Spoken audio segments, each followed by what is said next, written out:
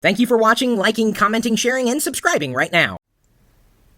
Our dining room has been temporarily transformed into a dinosaur hunting ground of sorts, with 5 Lego Dino or Dino sets just released. Picked them up all together for a little over $100 on Lego.com with some specials. And of course, go.tagjag.com/Lego if you care to support our channel. 5884 Raptor Chase, 5886 T-Rex Hunter, 5885 Triceratops Trapper, 5883 Pteranodon Tower, and 5882 Coelophysis Ambush. Those dinosaur names are tricky, and considering I'm not a paleontologist, I'm doing my best. But I do love Lego, and I would say that these 5 sets will make a nice addition to my entire Lego collection. And largely because of these guys, the Dinosaurs. This is what's probably most special about this particular series. And the reason I chose these 5 sets, not only because of the price points, but because each of these is unique, not just in color necessarily, but specifically in the type of dinosaur that they happen to release. And each one of these dinosaurs, I would say, varies in terms of build quality. The most disappointing was this little guy right down there in the T-Rex's shadow. And you have to give the camera a second to focus. There's really nothing that you can move on this guy. It's pretty much one solid piece of hard rubber. Of course, the feet on every one of these dinos can be positioned on a pegboard, let's say. And in some cases, like this guy, you can open and shut his mouth. You can also move his wings. The T-Rex, of course, is big and powerful. You can move his jaw, his arms, his legs. You can swivel his tail.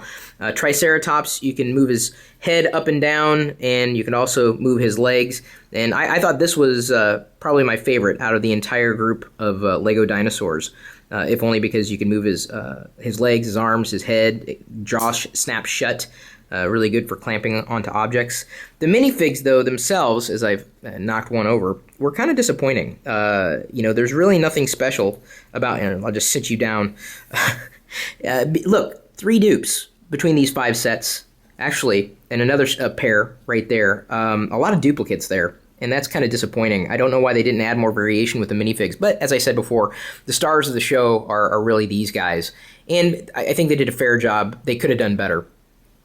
And then in terms of the actual sets themselves, some interesting components here, including the ability to launch a net out of that with a little plunger there and a little tower. Some rather unique pieces that could be used in other sets that you'd want to build. Would be seemingly like a little raft of sorts that you could, or jet ski that you could jet around on your dining room table with if you wanted to. Okay, T-Rex, I'm gonna move you over here. Don't bite me, please. Thank you. Appreciate that. Is he sneering at me? I can't tell. This particular vehicle, built last night on a Google Plus Live Hangout. This went with the Triceratops. Has a few of these launchers. They warn you not to poke someone's eye out with those. And I think just about every one of the vehicles in this particular series has at least one of those things. This particular vehicle was a bit awkward to get into the cockpit. You just remove this piece. It doesn't actually swivel back and then snap into place again. You have to position it in front, and that's just a problem if you're trying to do it with one hand. This part slides out of the back. It's attached through one open, I guess it would be, part there, and you can fit any dinosaur in there, but it was built with the Triceratops in mind, that big guy, as I'm going to continue to knock over everything in front of me. A couple of, this I accidentally popped off, sorry about that. That's okay, it's Lego, as long as I put it on the right way again. The beauty of Lego is that you can do that. It's so simple. These blades seem to be pretty I would say apparent in the entire series. Like on this vehicle, you got blades in the front. There are blades sticking out here. On this vehicle, you have blades in the front. Kind of neat. On this one too, this part swivels around, moves up and down, so you can capture a dinosaur by its neck and drag him through. Not that I would say that you should do that with any animal, but if it's a dinosaur, it's going to eat you. You got to be careful. Let's just put that here for now. Little radar. We make sure we get a signal. This component here has the image printed on.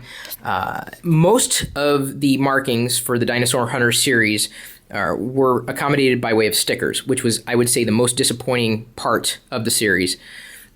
Too many stickers were involved, and I think that cheapens Lego by a massive degree. And I know some people would disagree. No, I don't want to have stickers. You know, I don't have to put them on. I don't want to have a Lego piece that has, you know, markings on it. Well, I would rather have the piece with everything on it without having to put a sticker in place.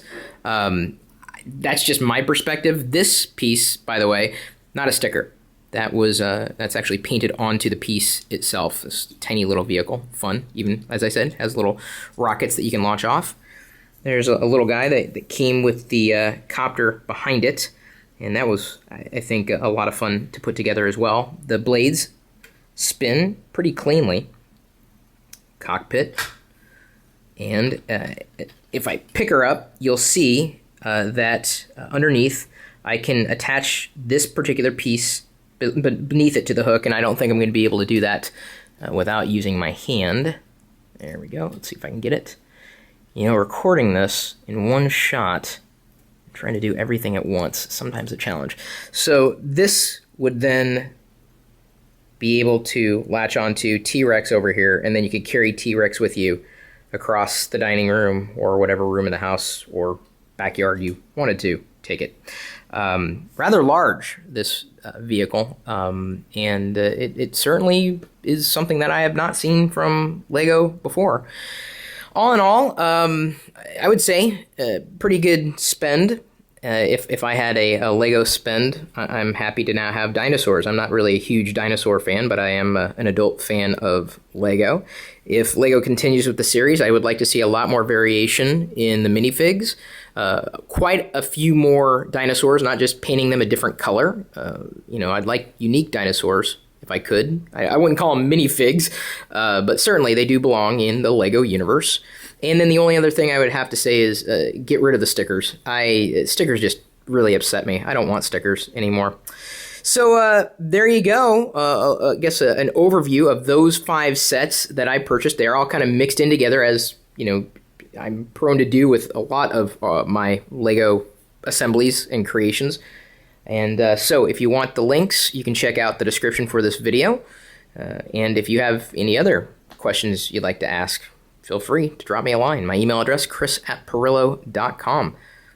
We'll see you later.